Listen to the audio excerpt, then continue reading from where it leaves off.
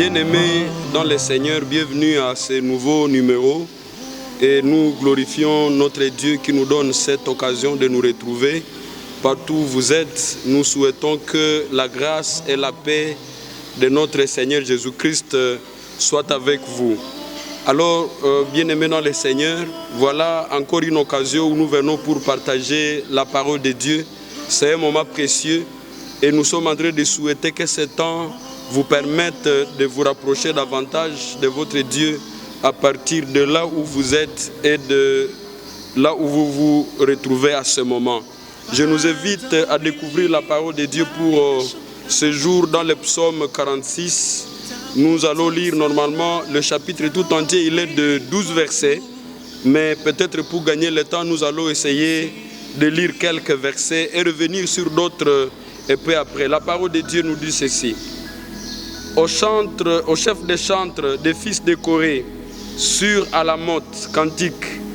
Dieu est pour nous un refuge et un appui et secours qui ne manque jamais dans la détresse. C'est pourquoi nous sommes sans crainte quand la terre est bouleversée et que les montagnes chancellent au cœur des mers. Quand les flots de la mer mugissent et qu'Écume se soulève jusqu'à faire trembler les montagnes.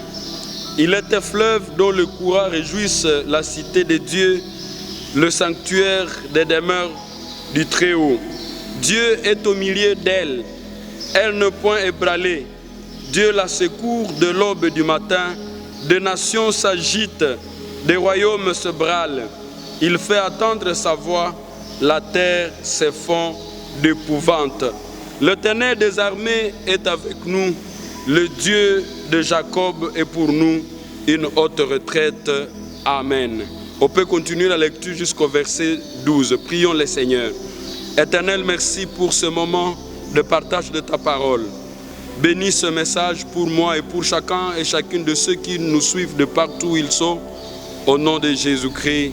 Amen. Bien-aimés dans le Seigneur, aujourd'hui, nous avons choisi de parler de thèmes que nous avons intitulés « Quelle attitude pour les chrétiens à période de crise ?» Quelle attitude pour les chrétiens à période de crise? Nous connaissons l'attitude comme étant la manière de se tenir ou encore c'est l'ensemble des jugements et des tendances qui poussent à un comportement. Ça, c'est la définition de Larousse. L'attitude, c'est la manière de se tenir. Nous pouvons dire autrement que c'est l'attitude qu'on a vis-à-vis d'une situation, vis-à-vis d'un objet qui influe sur les comportements positifs ou négatifs qu'on va afficher vis-à-vis de cette situation-là. Ceci veut dire autrement, bien-aimés dans le Seigneur, que l'attitude a une influence dynamique sur les comportements de l'individu vis-à-vis de la situation ou vis-à-vis d'une autre personne. Autrement, nous devions bien aimer comprendre que lorsque nous sommes à face d'une situation quelconque, lorsque nous sommes à face d'une réalité quelconque, c'est l'attitude que nous allons développer qui va influencer sur notre capacité d'agir positivement ou négativement vis-à-vis de cette situation-là. Ceci veut dire autrement que comme chrétiens, lorsque nous traversons une période de crise, nous avons besoin de veiller sur les attitudes qui sont les nôtres parce que cela joue profondément sur notre manière d'agir en face de cette situation-là. Chers frères et sœurs dans le Seigneur, comme chrétiens en période de crise, nous avons besoin, bien aimés, de développer des attitudes qui sont éclairées par la parole de Dieu. Parce qu'à partir de nos attitudes, le monde peut encore croire à la capacité de Dieu. Le monde peut encore voir Dieu présent au milieu de ce monde à proie, au milieu de ce monde qui est en train de se déchirer. Mais cela dépendra de quelle attitude vous et moi, comme frères et sœurs en Christ, nous serons en train de développer. Le psaume 46 que nous venons de lire, bien-aimés, nous montre que la Bible présente ici le psalmiste qui décrit la réalité, une réalité quelconque qui peut arriver au monde. Il parle du cataclysme naturel. Lorsque vous voyez de verset 2 au verset 4, il s'agit ici d'une image des dangers qui peuvent surgir, des dangers qui peuvent arriver et ravager le monde. Alors il est en train de dire, quand vous lisez le verset 2 jusqu'au verset 4, il est en train de dire, même si la terre est bouleversée et que les montagnes chancellent, il dit, même si les flots de la mer mugissent, écument, se soulèvent, il est donc en train de décrire une situation très difficile, une situation peut-être même invivable. Lorsque vous allez au verset 5 jusqu'au verset 7, le psalmiste parle de l'attaque des ennemis de Sion qui viennent attaquer la cité de Dieu. Et du verset 9 au verset 11, il est en train de parler des guerres dans le monde. Mais cette situation, bien-aimée, ou ces situations à la base, bien-aimée dans le Seigneur, d'un bouleversement total de système dans le monde. Ainsi, les nations agitées, les royaumes effondrés, les puissances affaiblies.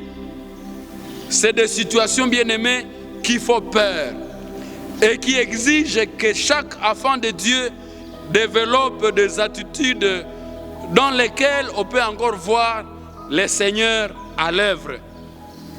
Ceci est comparable à la situation que nous sommes en train de traverser dans le monde actuellement, où nous voyons le faible et le fort, le puissant et le démuni, le sans-emploi, et tout le monde dans toutes les catégories des habitants de la terre.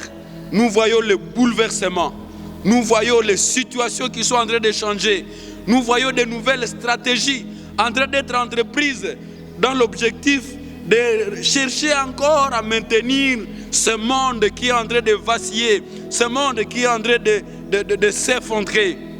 Je peux me rappeler de la déclaration du président qui disait, c'est vrai, nous sommes en train de monter des politiques économiques après Covid. Comment nous allons remonter? Comment nous allons encore stabiliser nos économies après Covid? Mais il a dit une chose que nous ne saurons pas faire, c'est comment nous pouvons encore restaurer les vies humaines que nous sommes en train de perdre avec Covid. Ceci, bien aimé, signifie que la situation que nous sommes en train de vivre, elle est une situation extrêmement grave.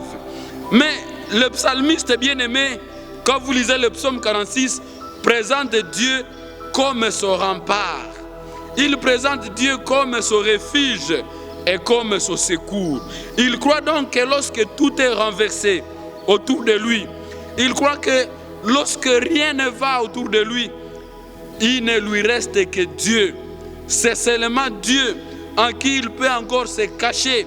C'est seulement Dieu vers qui il peut encore se réfugier parce que tout est bouleversé autour de lui. Deuxièmement, il se décide de ne pas avoir peur parce qu'il dit, même si tout était bouleversé autour de nous, malgré tout, nous sommes sans crainte. Nous sommes sans crainte. Pourquoi? Parce qu'il voit Dieu et il le reconnaît comme étant son refuge, son appui et son secours qui ne manque jamais dans la détresse. Mais aussi je le vois en train de confesser le nom de l'Éternel en disant, l'Éternel est avec nous. Nous n'allons pas avoir peur parce que l'Éternel est avec nous. Vous allez découvrir que cette déclaration, cette confession que nous retrouvons au verset 8 et au verset 12, c'est exactement ça même le refrain de ce psaume 46 que nous sommes en train d'étudier. Alors à la fin, ils célèbrent la puissance de l'Éternel. Ils chantent et demandent au monde entier de venir découvrir la grandeur et la puissance de Dieu, parce qu'il reconnaît que Dieu est celui qui fait des ravages. Il reconnaît que Dieu est celui qui change les situations, mais aussi celui qui peut calmer les situations à court de bouleversement. Bien-aimés dans le Seigneur, laissez-moi vous parler de la première attitude que je propose en nous référant à ce passage et à bien d'autres dans la Bible. La première attitude que chaque chrétien doit développer pendant des temps de crise, c'est de faire confiance à Dieu et de retrouver en lui son assurance. Chers frères et sœurs dans le Seigneur, partout où vous vous retrouvez, voici l'appel que nous faisons. Pendant ces temps de crise que nous traversons, nous avons besoin de faire confiance à Dieu et de retrouver en lui notre assurance. Bien-aimés dans le Seigneur, la confiance à Dieu, elle est le thème dont chaque parent devait apprendre à ses enfants. Lorsque vous lisez les psaumes, vous allez constater, bien-aimés dans le Seigneur, que Dieu recommande à ses enfants de pouvoir apprendre à leurs enfants de faire confiance à Dieu, parce que cela était nécessaire et on devait apprendre à faire confiance à Dieu à partir de l'enfance. Mais pourquoi, bien-aimés dans le Seigneur? Parce que faire confiance à Dieu, c'est croire que c'est Dieu seul qui connaît la voie dans laquelle il me conduit. C'est lui seul qui a de la maîtrise sur la voie qu'il me fait emprunter. C'est lui qui me conduit sur cette voie-là. Et c'est lui qui me fera arriver, bien-aimé, à un beau port. Qui me fera arriver à un bout paisible. Pourquoi? Parce qu'il est le maître qui connaît toutes choses et qui contrôle toutes choses. L'un des grands problèmes que le chrétien de ce siècle rencontre, c'est le manque de confiance à Dieu. Ils n'ont pas dans la plupart des cas confiance à Dieu. Il suffit de petits riens, on perd sa foi. Il suffit de petits riens quand on manque le travail, quand on est menacé d'être chassé du boulot. Et les gens se sentent prêts à s'offrir à n'importe quoi et de n'importe quelle manière parce qu'ils manquent la confiance à Dieu. Ils croient que Dieu les a abandonnés et que peut-être ils ne sauront pas survivre une seule minute. Bien-aimés dans le Seigneur, pendant les temps de crise, nous avons besoin de faire confiance à notre Dieu. Faire confiance à Dieu, c'est aussi reconnaître exactement que notre vie est entre les mains de Dieu. Lorsque nous lisons le psaume 139, le verset 13 à 16, la Bible dit ceci au verset 16. Au verset 13 d'abord, c'est toi qui as formé mes reins, qui m'as tissé dans le sein de ma mère. Et au verset 16, car je n'étais qu'une masse informe, tes yeux me voyaient, et sur ton livre étaient tous inscrits les jours qui m'étaient destinés avant qu'aucun d'eux n'existât. Bien-aimé, faire confiance à Dieu signifie croire que Dieu détient ma vie. Il tient ma vie entre ses mains. C'est lui qui décide sur mon sort. C'est lui qui décide sur ce que je deviens demain ou après-demain. C'est Dieu qui dit les derniers mots.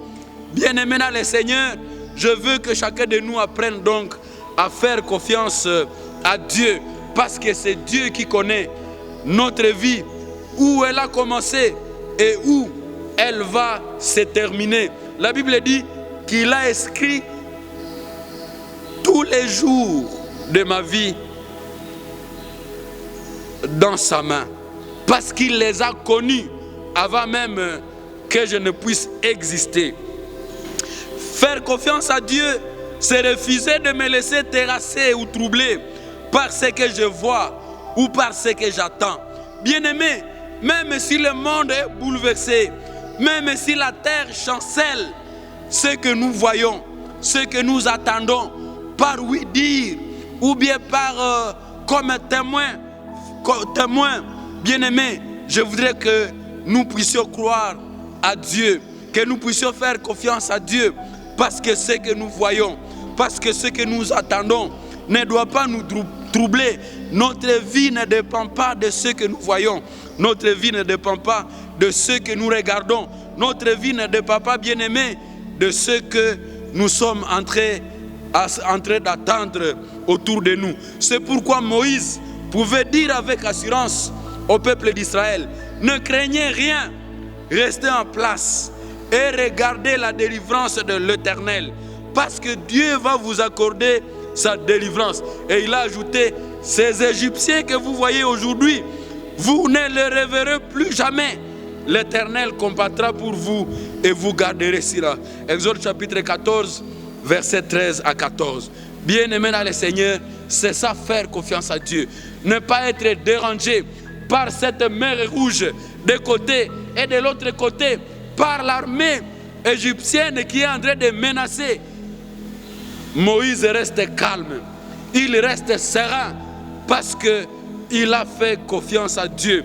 Il a placé sa confiance à Dieu, bien-aimé dans le Seigneur. Faire confiance à Dieu, c'est vivre selon sa parole. Faire confiance à Dieu, c'est vivre selon sa parole, selon ce que Dieu me dit, et non selon ce que j'attends, comme nous étions en train de le dire, mais vivre selon la parole de Dieu, parce que c'est la parole de Dieu qui va me ranimer, parce que c'est la parole de Dieu qui va me fortifier, parce que c'est la parole de Dieu, bien-aimé, qui va m'aider à savoir orienter mon comportement, à savoir orienter mes actions en fonction de ce que Dieu me dira, en fonction de ce que Dieu m'a dit. Voilà pourquoi, bien-aimé dans le Seigneur, la parole de Dieu nous demande de pouvoir être de ceux qui trouvent en elle la source de notre vie. Parce que la parole de Dieu, c'est notre force. La parole de Dieu, c'est notre espérance. La parole de Dieu, bien-aimé, c'est elle qui nous conduit dans toutes les situations possibles que nous pouvons constater. Je voudrais que nous puissions comprendre ici que lorsque nous agirons selon la parole de Dieu, lorsque nous agirons selon que la parole de Dieu nous conduit, nous serons en train de vaincre tout ce qui peut vouloir nous emporter loin de la volonté de Dieu. Écoutez encore une illustration. Je vois ici les disciples de Jésus. Pierre, le matin, le Seigneur le rencontre. Il a travaillé toute la nuit, mais ils n'ont rien gagné comme poisson. Mais le Seigneur dit: jetez vos filets de ce côté-là, en eau profonde. Mais Pierre dit: mais comment? Moi je suis expert pêcheur et je te dis que nous n'avons rien gagné pendant toute la nuit. Mais bien aimé dans le Seigneur, la Bible nous dit que Pierre a répondu en disant: parce que tu m'as dit, à cause de ta parole, sur ta parole, je jetterai le filet. Et Pierre jette le filet. Pierre, à un certain moment, il constate qu'il gagne beaucoup de poissons. Pourquoi? Parce qu'il a obéi, parce qu'il a agi conformément à la parole de Dieu. Bien-aimés dans le Seigneur, placer notre confiance à Dieu, mettre notre confiance à Dieu, veut dire autrement vivre selon la parole de Dieu. C'est ici que la parole de Dieu nous rappelle, bien-aimés, que le juste vivra par la foi, parce que la foi vient de la parole de Dieu. C'est la parole de Dieu qui fera grandir à nous, bien-aimés, la foi, qui fera développer à nous la confiance à Dieu. Avant de passer à une deuxième attitude que l'enfant de Dieu doit développer en période de crise, je voudrais dire, faire confiance à Dieu, c'est aussi confesser qu'il est avec moi. C'est aussi confesser à tout temps et à tout lieu qu'il marche avec moi dans toutes les circonstances. Êtes-vous malade pendant ce temps? Êtes-vous abattu pendant ce temps? Êtes-vous découragé pendant ce temps? Bien-aimés dans le Seigneur, faites confiance à Dieu.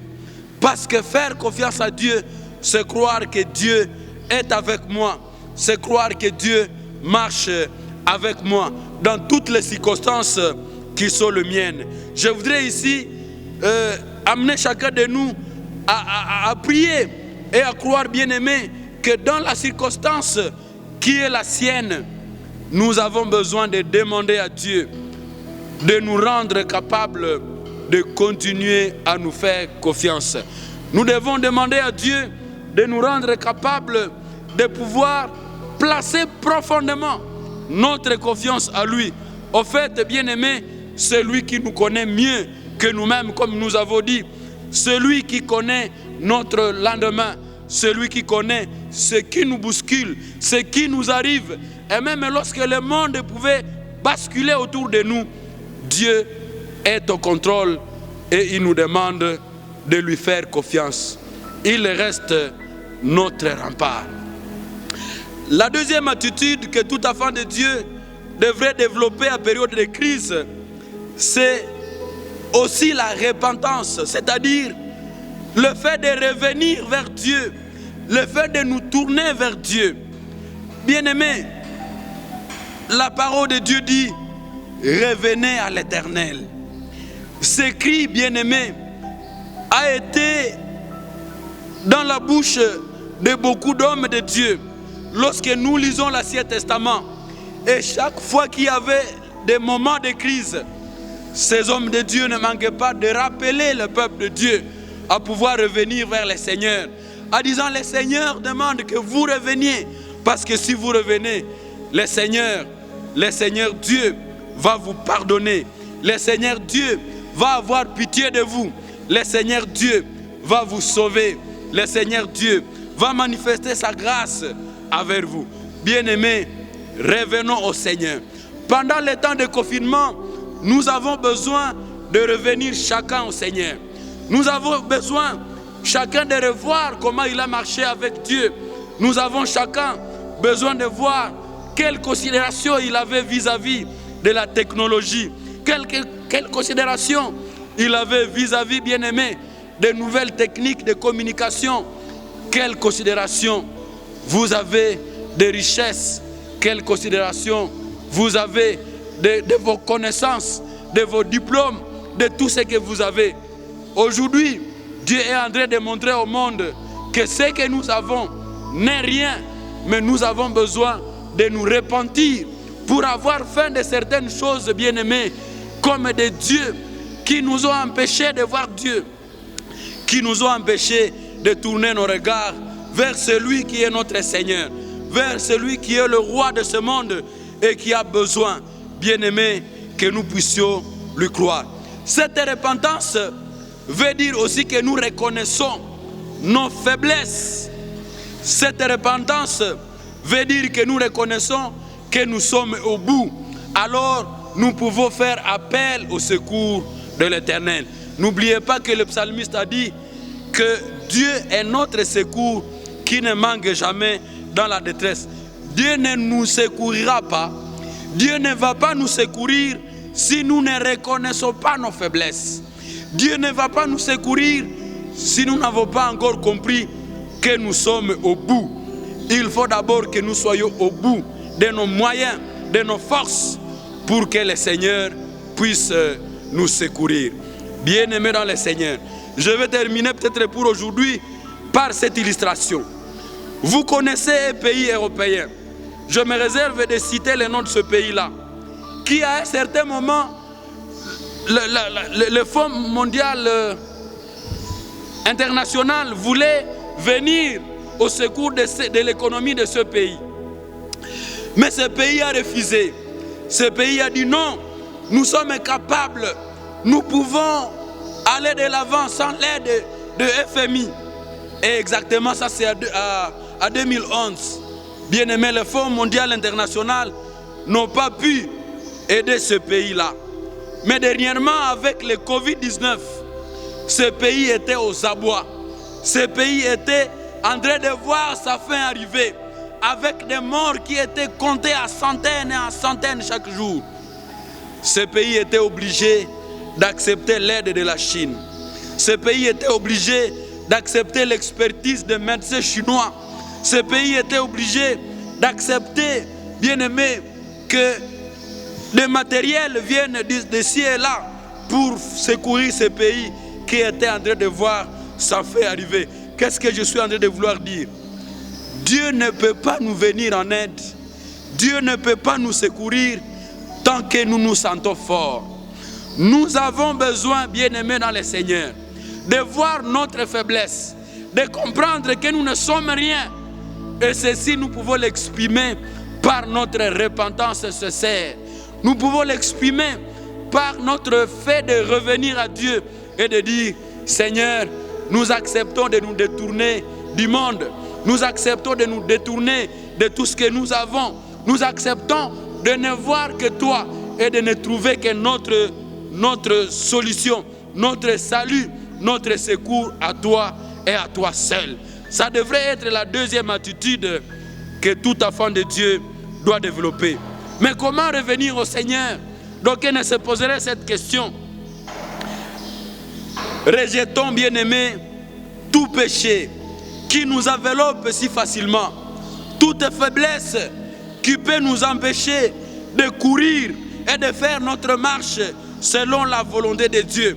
Et alors demandons pardon sincèrement à Dieu. Des Chroniques chapitre 7 verset 14 que vous connaissez dit, si nous abandonnons notre péché, nous revenons à Dieu avec un cœur sincère. À ce moment-là, bien-aimé, il dit, il pardonnera notre péché. Il agira et il sauvera notre pays. Cette attitude d'humilité, cette attitude de pouvoir nous repentir et de revenir au Seigneur devra être ce qui doit caractériser chaque chrétien pendant ce temps de crise. Disons à Dieu, domine nos vies. Disons à Dieu, conduis-nous dans tes voies. Disons à Dieu, c'est toi seul qui es capable. C'est toi seul vers qui nous voulons projeter nos regards.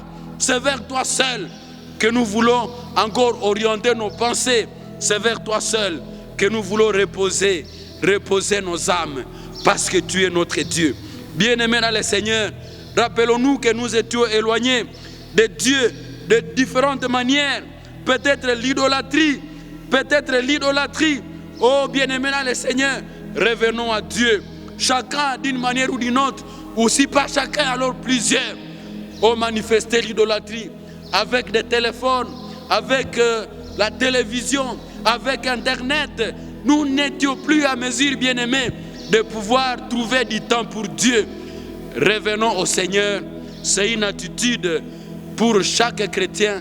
Pendant le temps de crise, nous avons besoin de revenir au Seigneur et de pouvoir compter sur lui et sur lui seul.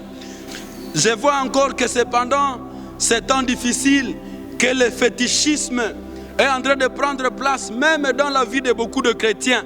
Les gens sont manipulés par je ne sais qui. Les esprits faibles sont en train de céder. J'apprends par exemple qu'il suffit d'ouvrir la Bible, commencer à feuilleter et que vous allez retrouver quelque part, je ne sais pas, les cheveux. Et comment faire avec ces cheveux-là, et ainsi de suite pour retrouver la guérison. Bien-aimés dans le Seigneur, revenons à Dieu.